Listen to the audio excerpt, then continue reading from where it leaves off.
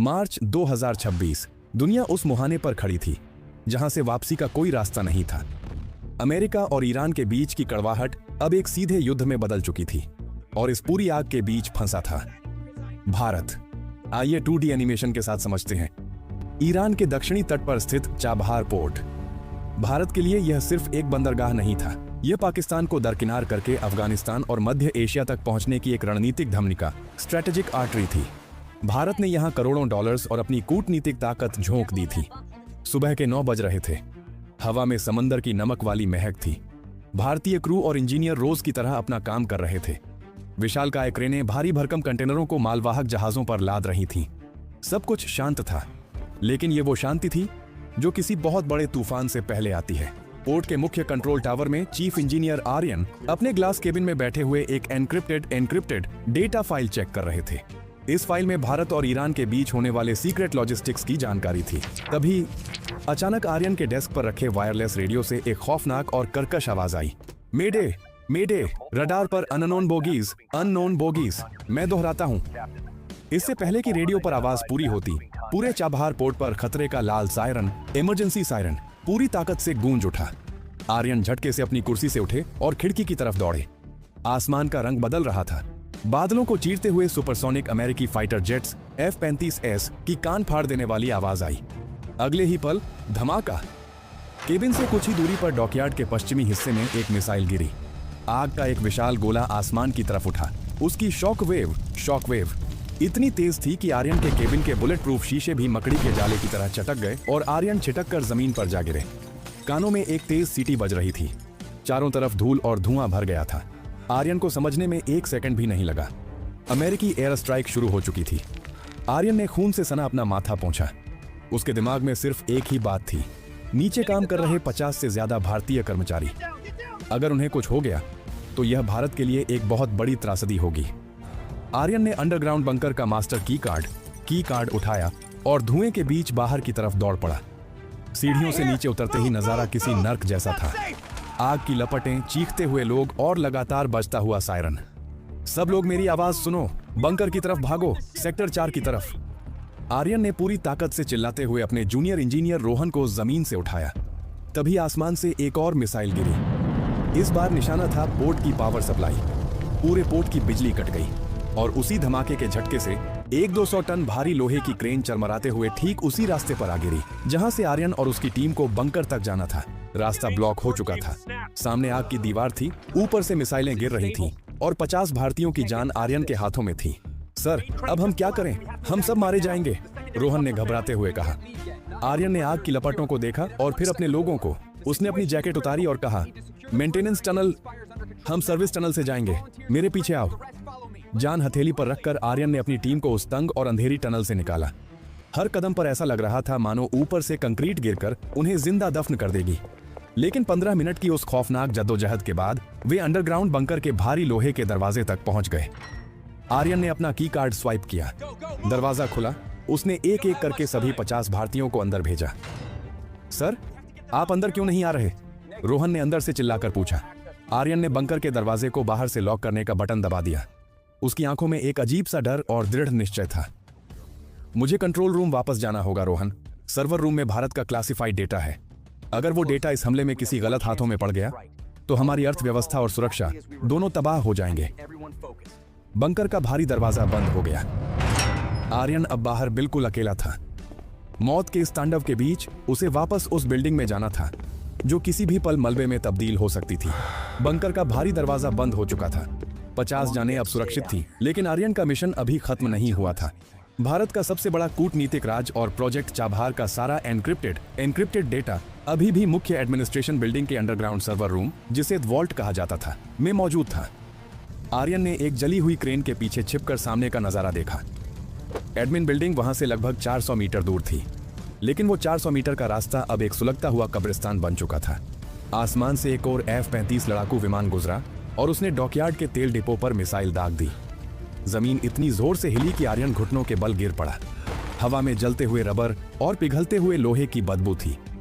Port पर रखे 40-40 ton भारी शिपिंग कंटेनर ताश के पत्तों की तरह एक दूसरे पर गिर रहे थे। समय तेजी से फिसल रहा था। अगर दूसरी स्ट्राइक में एडमिन बिल्डिंग गिर गई तो सर्वर हमेशा के लिए जमीन में दफन हो जाएगा। आर्यन ने अपनी शर्ट से मुंह को बांधा और आग की लपटों के बीच दौड़ लगा दी। रास्ते में हर कदम पर मौत बिछी थी। एक जगह उसे जलते हुए ट्रकों के नीचे से रेंग कर निकलना पड़ा, तो दूसरी जगह एक विशाल कंटेनर ठीक उसके पीछे आ गिरा, जिसकी हवा के दबाव ने उसे कई फीट दूर उछाल दिया। आर्यन के हाथ छिल चुके थे और सांस लेना मुश्किल हो रहा था, लेकिन उसके दिमाग में सिर्फ एक ही चीज चल रही थी, भारत का डेटा। आखिरकार गिरते पड़ते वह एडमिन बिल्डिंग के पिछले हिस्से तक पहुंच गया। बिल्डिंग का आधा हिस्सा मलबे में तब्दील हो चुका था।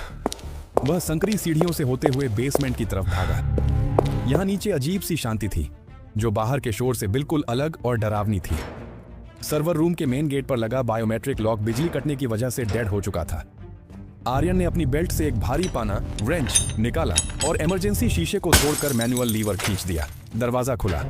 अंदर सर्वर रूम के बैकअप जनरेटर की लाल इमरजेंसी लाइटें जल रही थीं। आर्यन तेजी से मेन कंसोल की तरफ बढ़ा ताकि हार्ड ड्राइव्स को निकाल सके, लेकिन तभी उसके कदम रुक गए। सर्वर रूम के अंदर वह अकेला नहीं था। लाल रोशनी के बीच आर्यन ने देखा कि 3 अजनबी लोग, जिन्होंने काले रंग के टैक्टिकल गियर और गैस मास्क पहने हुए थे, सर्वर के तारों से छेड़छाड़ कर रहे थे। उनके हाथों में एडवांस असॉल्ट राइफलें थीं। वे अमेरिकी सैनिक नहीं थे, कोई और था जो इस बमबारी का फायदा उठाकर भारत का डेटा चुराने आया था। आर्यन को लगा था कि उसका सबसे बड़ा दुश्मन ऊपर आसमान में उड़ रहे वो फाइटर जेट्स हैं, लेकिन सर्वर रूम के भारी लोहे के दरवाजे के पीछे जो सच छिपा था, उसने उसके पैरों तले से जमीन खिसका दी। धुंधली लाल रोशनी में आर्यन ने देखा कि 3 साए सर्वर रैक के पास खड़े थे। उनके शरीर पर काले रंग का कवर्ड ऑपरेशंस गियर था, जिस पर किसी देश का झंडा नहीं, बल्कि एक अजीब सा कोबरा का निशान बना था। वे अमेरिकी सैनिक नहीं थे, वे प्रोफेशनल मर्सिनरीज या भाड़े के सैनिक लग रहे थे। उनके हाथ में ऐसी एडवांस असॉल्ट राइफलें थीं जो केवल दुनिया की टॉप स्पेशल फोर्सेस के पास होती हैं। एक आदमी तेजी से सर्वर में डेटा डंप डिवाइस लगा रहा था, जबकि दूसरा गेट पर नजर रखे हुए था। आर्यन के पास कोई हथियार नहीं था, बस एक भारी लोहे का पाना रेंच और उसका इंजीनियरिंग का तेज दिमाग। हॉल्ट! रुको! अचानक गेट पर खड़े गार्ड ने आर्यन की परछाई देख ली और अपनी गन तान दी। आर्यन झटके से एक सर्वर रैक के पीछे कूदा। गोलियों की एक बौछार बर्स्ट्स उसके सिर के ठीक ऊपर से गुजरी, जिससे सर्वर की कीमती मशीनें टूटकर बिखर गईं। हमें डेटा चाहिए इंजीनियर, दखल मत दो और हम तुम्हें जिंदा छोड़ देंगे, बीच वाले आदमी ने एक ठंडी मशीनी आवाज में कहा। उसकी भाषा में एक अलग सा एक्सेंट था, जो इशारा कर रहा था कि वे एशिया के ही किसी बड़े प्रतिद्वंद्वी देश से जुड़े हो सकते हैं। आर्यन जानता था कि अगर ये लोग डेटा लेकर निकल गए तो भारत की दशकों की मेहनत और सुरक्षा खतरे में पड़ जाएगी। उसने ऊपर देखा, छत से फायर एक्सटिंग्विशर की पाइप जा रही थी। उसने गहरी सांस ली। उसे पता था कि एक इंजीनियर के तौर पर वह इस कमरे के हर स्विच और हर पाइप के बारे में जानता है। उसने अपना पाना रेंच पूरी ताकत से गैस पाइप के वॉल्व पर दे मारा। पूरे कमरे में सफेद धुआं भर गया।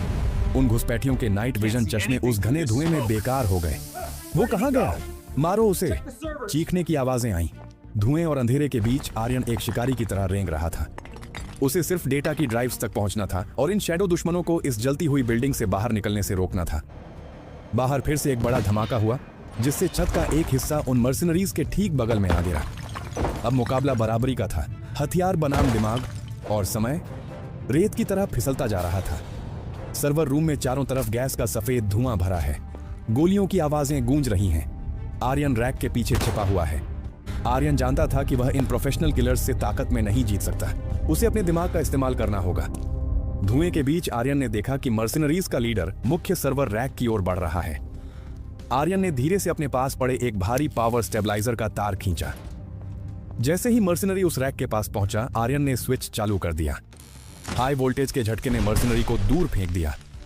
बाकी 2 हमलावरों ने उस दिशा में अंधाधुंध फायरिंग शुरू कर दी, लेकिन आर्यन वहां नहीं था। वह बंदरगाह के मैग्नेटिक क्रेन कंट्रोल सिस्टम के बैकअप पैनल तक पहुंच चुका था। उसने कांपते हाथों से कुछ कमांड्स टाइप किए। बाहर खड़ी एक विशाल इलेक्ट्रोमैग्नेटिक क्रेन, जो बिल्डिंग की छत के ठीक ऊपर थी, सक्रिय हो गई।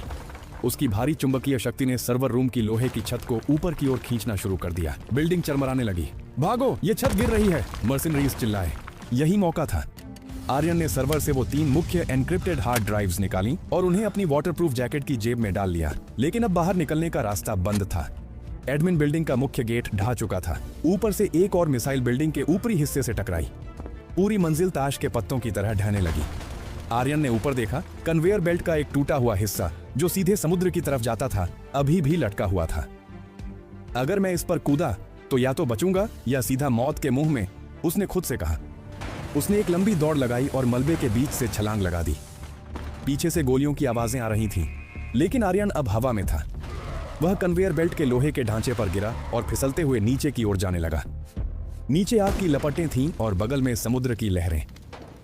पीछे से मर्सिनरीज ने बाहर निकलकर उस पर निशाना साधा, लेकिन तभी बंदरगाह के तेल टैंकरों में एक जबरदस्त विस्फोट हुआ। उस धमाके की शॉकवेव ने आर्यन को कन्वेयर बेल्ट से सीधा ठंडे समुद्र के पानी में फेंक दिया। गहरे पानी के अंदर सन्नाटा था। ऊपर की ओर देखने पर उसे पानी की सतह पर आग की परछाई दिख रही थी। आर्यन की सांसें फूल रही थीं और उसकी जेब में मौजूद वो ड्राइव्स ही अब भारत की इकलौती उम्मीद थी। वह धीरे धीरे ऊपर आया और देखा कि कुछ ही दूरी पर चाबहार का वो शानदार पोर्ट अब मलबे का ढेर बन चुका था। लेकिन दुश्मन अभी भी हारा नहीं था। समुद्र की सतह पर एक तेज मोटरबोट की आवाज सुनाई दी। मर्सिनरीज अभी भी उसका पीछा कर रहे थे। समुद्र की उफनती लहरें, रात का समय, ठंडा खारा पानी आर्यन के फेफड़ों में भर रहा था। शरीर थक चुका था, लेकिन उसकी मुट्ठी में कसी वो 3 हार्ड ड्राइव्स उसे हार मानने नहीं दे रही थी। उसने पीछे मुड़कर देखा। चाबहार, जिसे उसने अपने खून पसीने से सींचा था, अब मलबे का ढेर था। लेकिन असली खतरा अभी टला नहीं था। मर्सिनरीज की बोट तेजी से उसकी ओर बढ़ रही थी। पानी की सतह पर उनकी सर्चलाइट आर्यन को ढूंढ रही थी। मौत बस कुछ ही मीटर दूर थी। तभी पानी के नीचे से एक हलचल हुई। अचानक आर्यन के ठीक सामने 2 साए पानी से बाहर निकले। एक दबी हुई लेकिन फौलादी आवाज आई।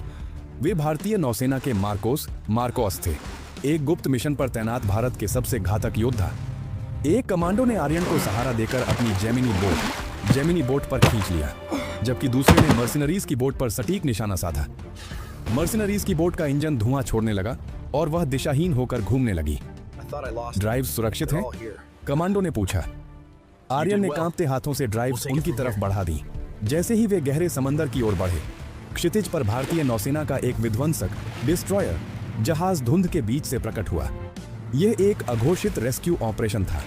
अगर दुनिया को पता चलता कि भारतीय नौसेना युद्ध क्षेत्र के इतने करीब थी, तो यह एक बड़ा अंतर्राष्ट्रीय विवाद बन सकता था। जहाज पर पहुंचते ही आर्यन को मेडिकल बे ले जाया गया। वहां का माहौल तनावपूर्ण था। टीवी स्क्रीन पर खबरें चल रही थीं। अमेरिका ने ईरान के परमाणु ठिकानों के साथ साथ चाबहार को भी निशाना बनाया। तभी कमरे में एक वरिष्ठ अधिकारी दाखिल हुए। उनके चेहरे पर जीत की खुशी नहीं, बल्कि गहरी चिंता थी। उन्होंने आर्यन के पास आकर धीरे से कहा, तुमने जो डेटा बचाया है आर्यन, उसने हमें बता दिया है कि यह युद्ध केवल अमेरिका और ईरान के बीच नहीं है। यह भारत की अर्थव्यवस्था को पंगु बनाने की एक बहुत बड़ी अंतर्राष्ट्रीय साजिश थी। आर्यन बच गया था। डेटा सुरक्षित था, लेकिन 2026 की उस रात ने दुनिया को बदल दिया था। चाबहार भले ही गिर गया था, लेकिन भारत की इकोनॉमिक वॉर अब शुरू हुई थी। एक नया शीत युद्ध, कोल्ड वॉर, दस्तक दे रहा था, जहां सीमाएं जमीन पर नहीं बल्कि डेटा और डिजिटल सर्वरों में खींची जानी थीं।